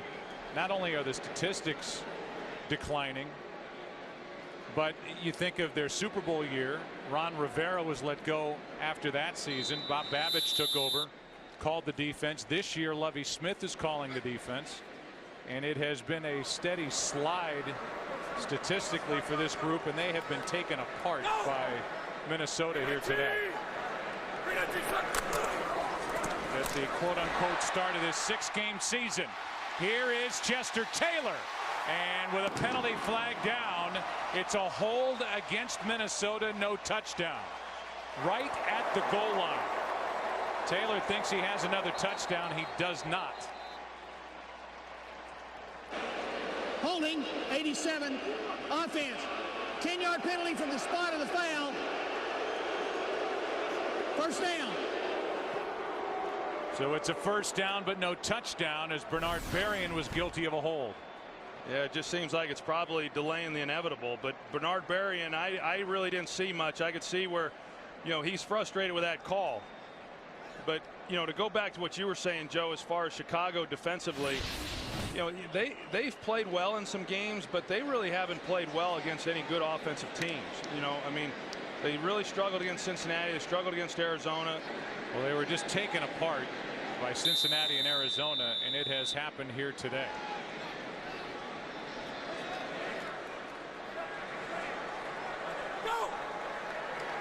Ball is spotted back at the 15 after the hold by Berrien. Here's a screen for Taylor, and a good play made by Tommy Harris, and another flag. Harris made the stop, and it's an ineligible man downfield. Pass. Ineligible downfield. 71. Offense. 5-yard penalty. Still first down. That's the rookie Lode Holt, second-round pick out of Oklahoma. He's got his palms to the air too. He's wondering, what he did wrong. It's a 14-point game. Penalties starting to pile up, and the ball now back at the 20. They're backing up a little bit like what Chicago did on their last offensive possession. Got the ball on the 8 and lost 12, 15 yards, whatever it was. We had 12 yards and kicked the field goal. That's now 7 penalties against the Vikings. And now more movement. Penalty flags, whistles, no play. Gaines Adams was moving up front. Then Favre tried to snap it quickly, and Berrien moved early on the outside. Yeah, I think they're going to get the defense on it. You're right. Favre recognized that he was offsides and then immediately tried to get the ball snapped before he had time to get back. Neutral zone infraction. 96. Defense. 5-yard penalty. Still first down. They say Alex Brown. We think Gaines Adams either way. Let's take a listen to Favre. That was Gaines Adams, not 96. They called. It was 99. So this is an organization that has a ton of holes to fill, and they don't have a first-round pick or a second-round pick in the upcoming draft. Toss to Peterson running right. Hillenmeyer can't bring him down until he gets inside the 5, and another flag comes in on the tackle. Walt Coleman's Q rating is going up on this series. Good gosh. That is 4 straight plays with a penalty flag, and was it on a block or was it on the tackle? Personal foul. Grasping the face mask. 28. Offense. 15-yard penalty from the end of the play. Still first down. So it was on the tackle, but it was on Peterson getting a grasp of Hillenmeyer's face mask, not the other way around. Yeah, I mean, they could have gotten Hillenmeyer on it as well. This guy's, I tell you, this guy's such a physical runner. It's amazing. And the one thing I have seen is once he has put the ball on the ground, as we saw, he's done it twice now, but on this possession, I mean, he is a man possessed after that. I'd hate to be one of those 11 guys out there trying to bring him to the ground.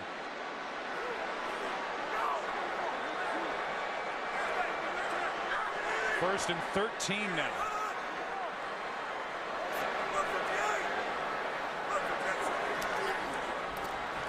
Favre throws and misses Chester Taylor.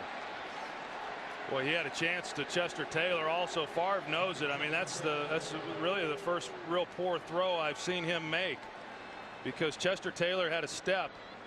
Like Lance Briggs was in coverage on him, and Chester Taylor has really carved himself out a nice role. And I know that if he was playing for another team, there's a lot of teams around the league that could probably start him, but I think he's probably being used the way that he should here in Minnesota. 2nd down and 13.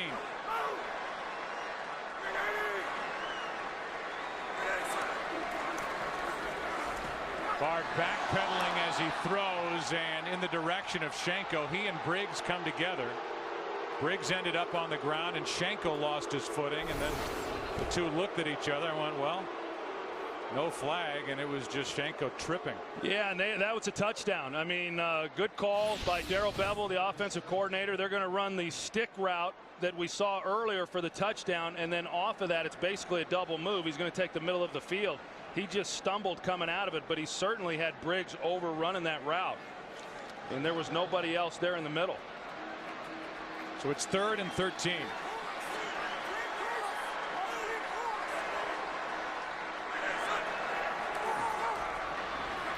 Out of the backfield, it's Taylor.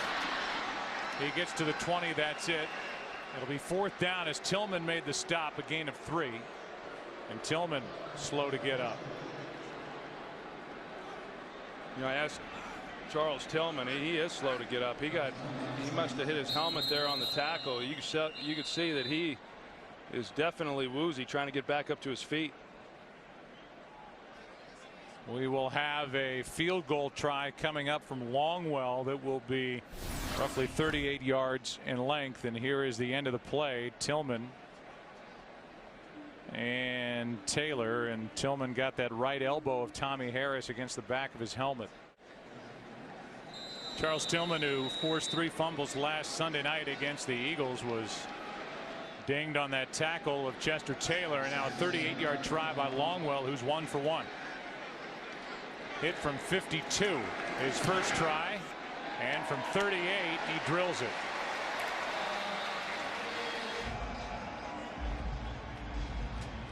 Well, what kind of an answer will Jay Cutler and the Bears have as they now trail by 17? Vikings have scored on 5 of their last 6 possessions. Defense for Chicago is not doing much of anything, and Daniel Manning, who has 1 good return in this game, doesn't have another as he's out to the 23. How about the playoff picture? The Saints, we know, are undefeated. They play Monday night at home against the Patriots. They're 10-0. Vikings are 9-1. You know, these Minnesota Vikings and their fans will be watching that game with a purpose on Monday night. The other 2 division leaders and the wild card leaders right now, Green Bay and Philadelphia at 7-4. The Giants play next Sunday late at home against the division leading Dallas Cowboys, and the Giants have lost 5 of 6.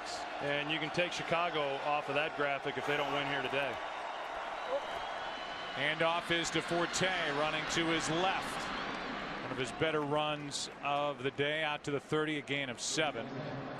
The NFC East has the Cowboys, who won on Thanksgiving easily at home over Oakland, 8-3. The Eagles, now the Cowboys have already defeated the Eagles in Philadelphia, and the 2 will match up in the final weekend of the season in Dallas.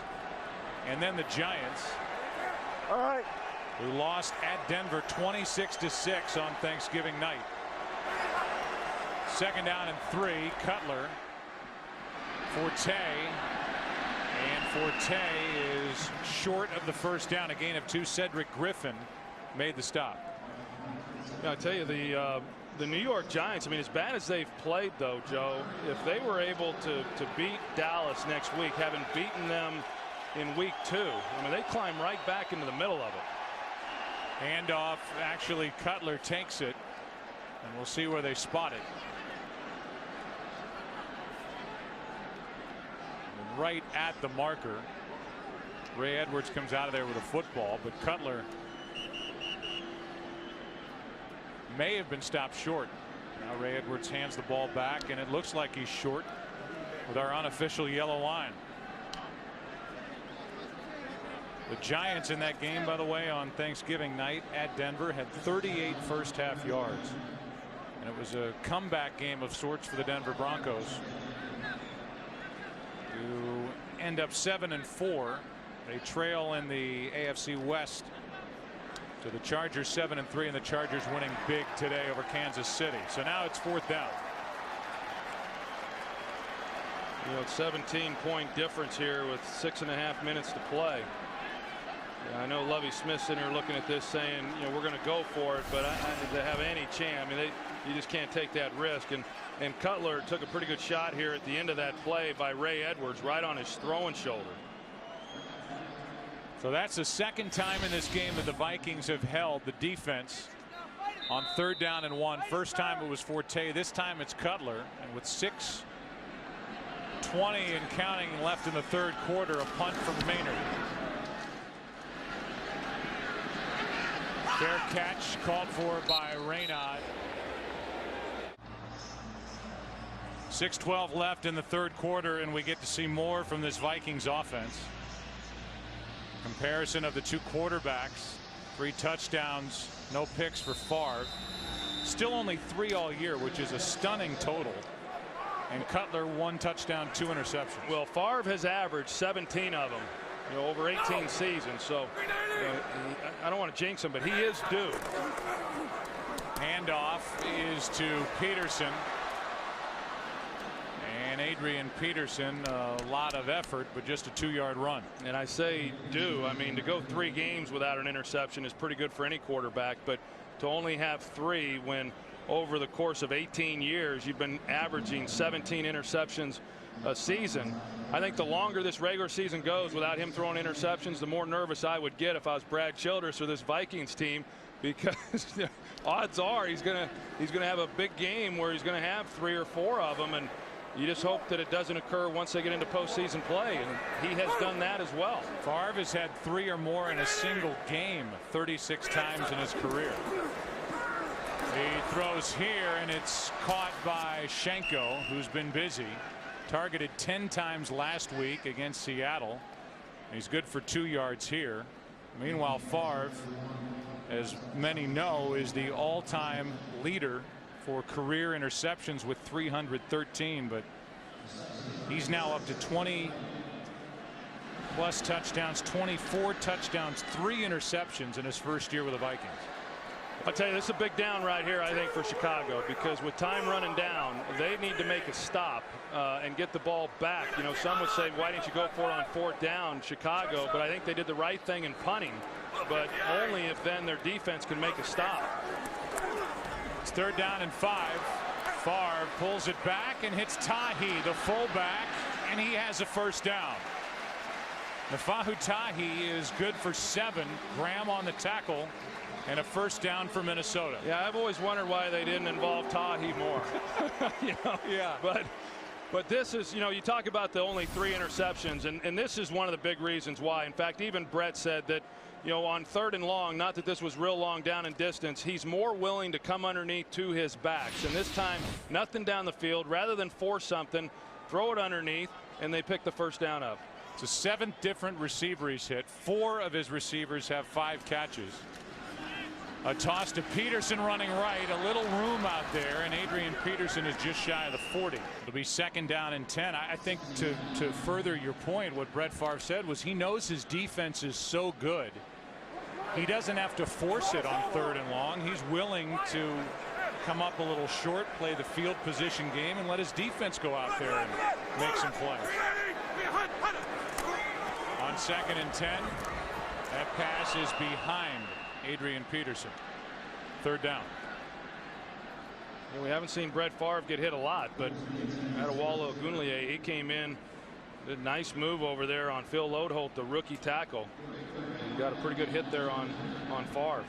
We showed the graphic earlier. 282nd consecutive regular season game for Brett Favre here today. That ties ex-Vikings defensive end Jim Marshall's NFL record. or most by a non-kicker in the history of this league. That's a record I just don't think will ever be broken.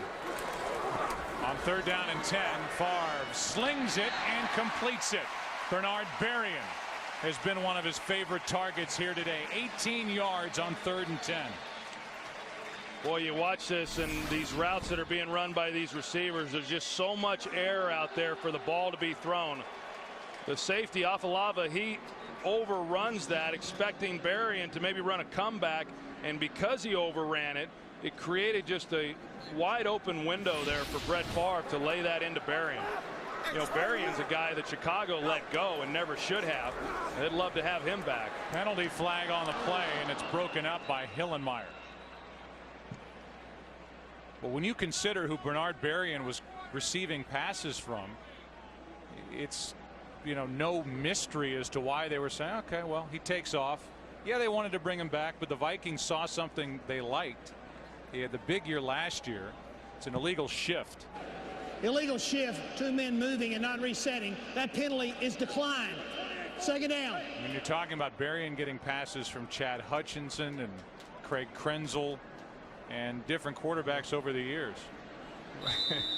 What's your point? My point is now he's catching balls from Brett Favre, and I know. Got 5 but for 6 I will tell you that you know, that staff, I don't think ever thought they were going to lose Bernard Berrien. I think they knew what they had, and then for whatever reason they were just unable to keep him. What's your point? He's pretty good. That'll be 5 yards on the offense, I would think. I mean, the center just didn't snap it. Everybody else moved. We'll see. False start, number 4, offense. 5-yard penalty, still 2nd down. That is the 9th Viking penalty of the game. You talk about a fan. The artist currently known as Prince is still here. And he hasn't changed expression since we started showing him. That might be a cutout.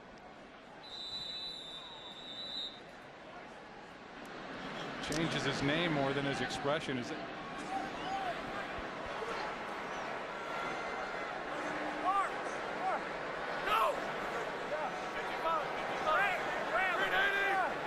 Second and 15.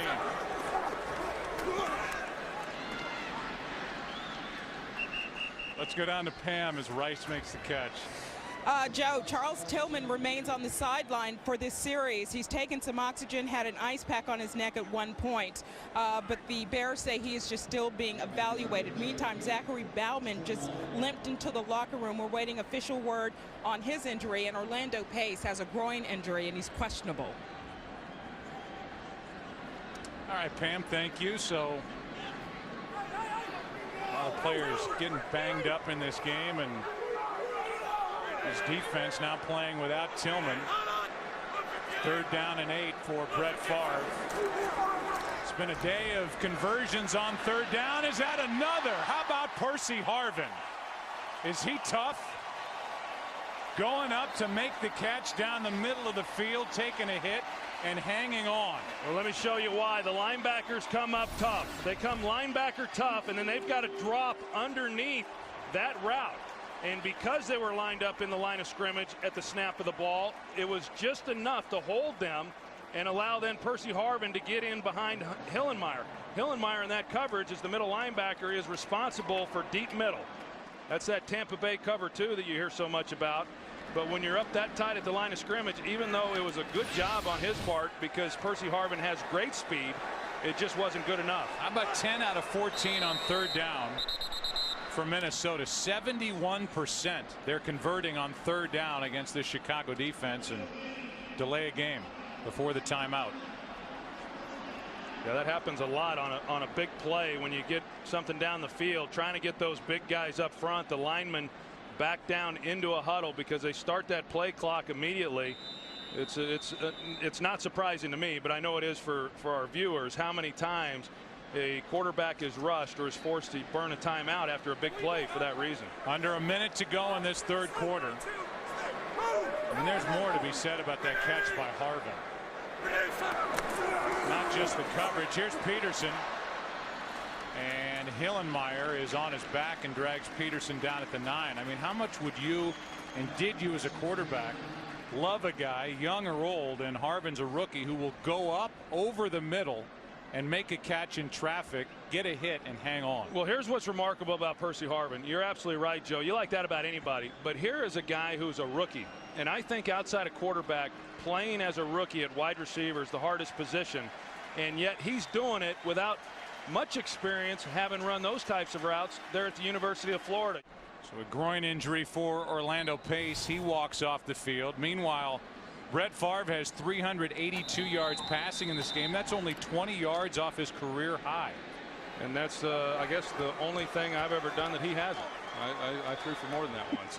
Well, it came at Chicago, and we're just starting the fourth quarter. How much more will he play?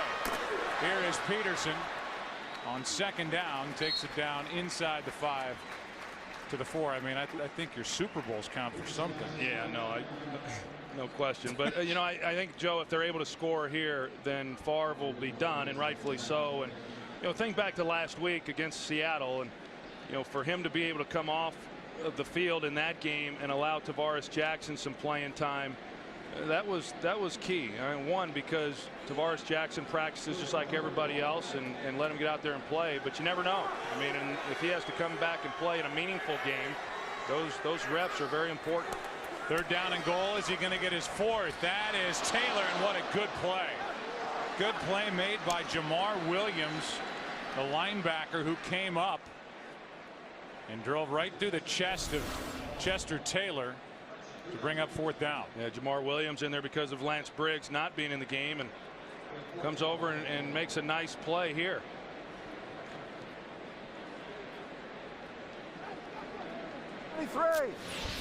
So now a 20-yard try by Longwell, a chip shot. 2 for 2 today. And 17 of 18 for the season. Now 18 of 19. 13:36 left in this game. The Vikings have now added to their lead. It's a 20-point lead, their biggest of the day.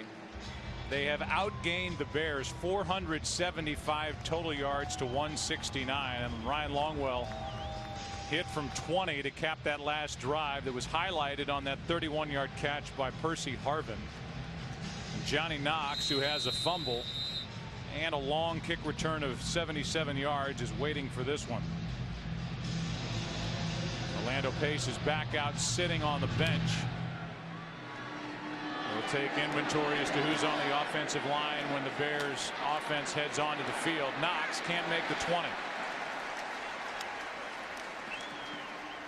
And we look at the numbers: time of possession, total yards, plays, across the board, Troy, and that's what we came on the air talking about, that Brad Childress still thinks that better game is out there. This is pretty good this afternoon against the Bears. Yeah, in fact, last week against Seattle, he thought that was about as good a game as they had played up to that point. Still not a complete ball game, but I would agree with you. I think this is about as good as you can expect to dominate an opponent. So, you know, they got to feel good about that. I think when you start looking at these teams, whether it's New Orleans or Indianapolis, Minnesota, you start looking at what they do from this point forward, and do they continue to get better and play their best football. Jared Allen gets another.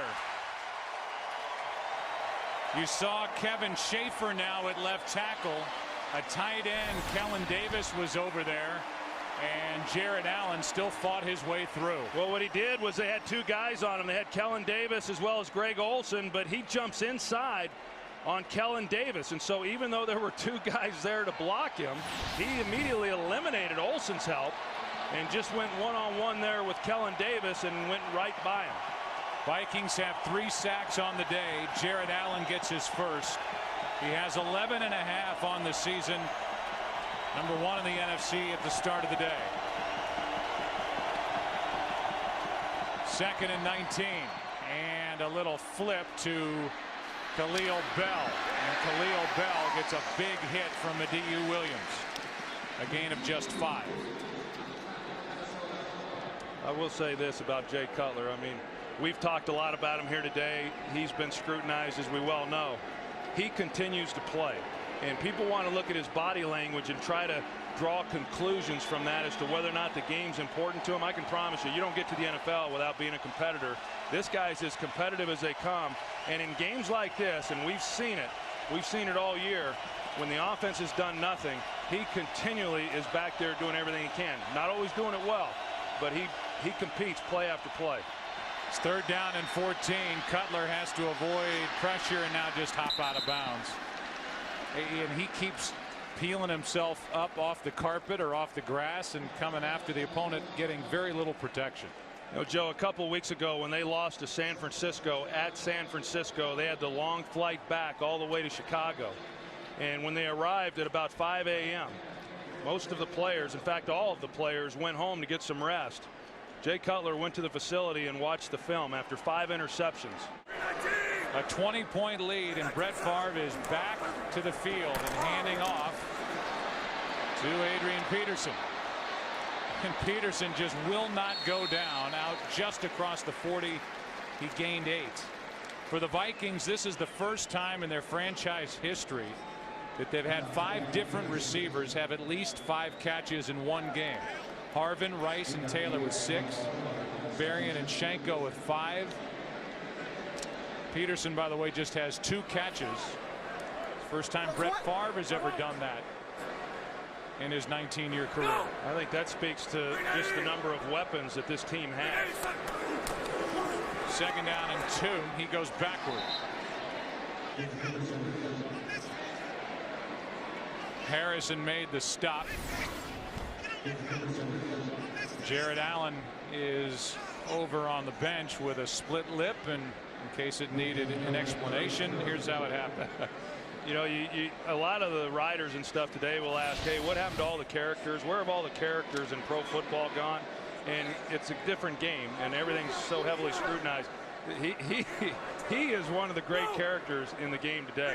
He did for the defense last year what Favre did for this offense this year. Allen has a sack and an interception in this game as Adrian Peterson plows forward for a 1st down. I think you're going to get a heavy dose of Adrian Peterson here on out. And another 3rd down conversion for this Vikings offense. 11 of 16. Meanwhile, Brett Favre is 19 yards away from a new career high throwing the football.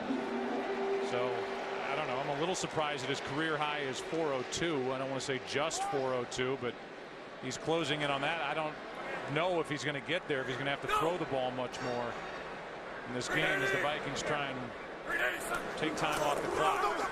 Here's one throw. That'll add to it. Berrien gets his 6th catch, and that was 8 more yards. Bowman on the stop. I mean, it's really kind of unfair. I mean, it certainly has been today for the Chicago Bears, but you know, it's been that way for virtually every team that they've played. I mean, everybody talks about wanting to be balanced, and yet the Vikings are one of the few teams that truly are. I mean, coming into this game, they were 10th in the NFL rushing the football, and they were 10th in the NFL throwing the football. And as we've witnessed in this game, they can just come at you with so many different things and people. How do you stop it? Favre throws, and contact made on Schenko by Roach. Penalty flag is thrown. So the Vikings are still throwing the football around on 2nd down and short, and Schenko was interfered with. Pass interference, 53. Defense. Ball will be placed in the spot of the foul. 1st down. And to me, Troy, the difference between the Vikings and any other team in the NFC, in particular, as Favre shakes out that right hand. I'd get him out immediately. Yeah. I'd take him out right now. But you think about the Saints, I mean, it's the running game that the Vikings have that sets them apart from the Saints in my mind, and obviously that defense and the defensive front that they sport here in Minneapolis. And that's no slight on the Saints either, because they've gotten so much better on defense. I just think it comes down to where that game's played. Here is Chester Taylor over the left side with Williams making the stop. Gain of 9. You know, we talk about the Vikings and Saints as though they're going to be the team that, you know, is having home field advantage. I wouldn't discount the Cowboys. You know, Eagles, I don't know, but at 3 losses with the Cowboys, you know, they're only 2 games back right now. You don't see Minnesota losing enough, but it could happen. Here's an end around Percy Harvin down to the 5. And now just emptying part of the playbook as Nick Roach made the stop. Any way the Vikings can get the ball in the hands of Percy Harvin, they'll try and do it. And this one for Harvin gets a 1st and goal as a result. That last one 10 yards on that end around for Harvin. Yeah, I go back to kind of what I touched on a little bit earlier, Joe. I just think that the personnel department, Rick Spillman and his staff, the job that they've done putting together this roster in a short period of time. Here is Peterson to the 5. The interesting thing is, with as well as this team is playing and all of the fan fervor that they have for this version of the Minnesota Vikings, the lease in this dome for this Vikings team is up in 2011. So that situation's coming to a head, and while it's Ziggy Wilf's ambition to come up with a retractable roof stadium, you know, you think about the Favre effect, mention it for Childress. Brett Favre might help this organization build a new stadium in 1 year. Hey, Parcells got the stadium through in Dallas, and there's no reason to think that Brett Favre can't help in those efforts here in Minneapolis. It's 2nd and goal. Hand off to Peterson, and he'll walk in. Touchdown.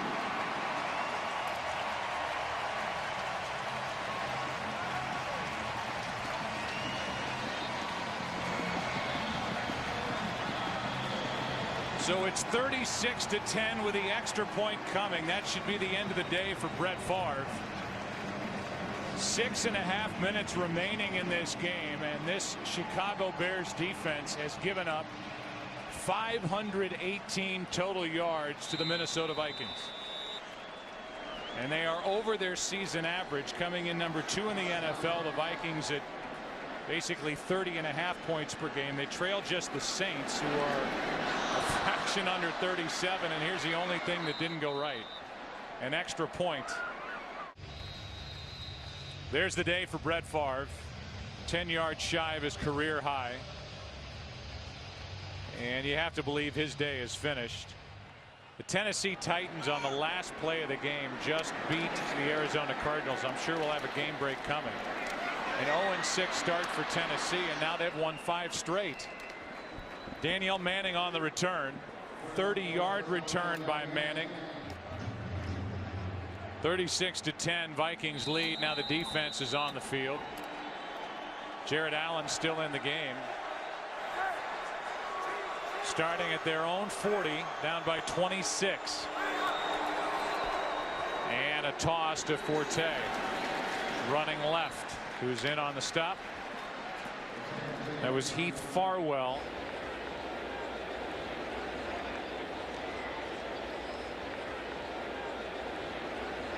Here's Devin Hester, who has not been a factor in this game at all. Pema on the coverage. It's 3rd down and 9, and Vince Young, 387 passing yards in that game and 5 straight wins. Young has completely resurrected his career with the Titans. No doubt. I mean, for him to come in and have the game that he had today, I mean, a lot of people question whether or not he can throw the ball the way that he threw it today, but good for him. I mean, that's a young man playing with a great deal of confidence right now. Titans haven't lost since their head coach Jeff Fisher put on that Peyton Manning jersey. Maybe some other head coaches might want to try out that. As Jared Allen makes the play, he gets another sack. His 2nd of the day. Well, he was working on Orlando Pace earlier. Now he's going to work out Kevin Schaefer, who came in and took his place. And I mean, you just can't put one guy on him, and I don't know why anybody thinks that you can, because he's proven everyone wrong who's tried.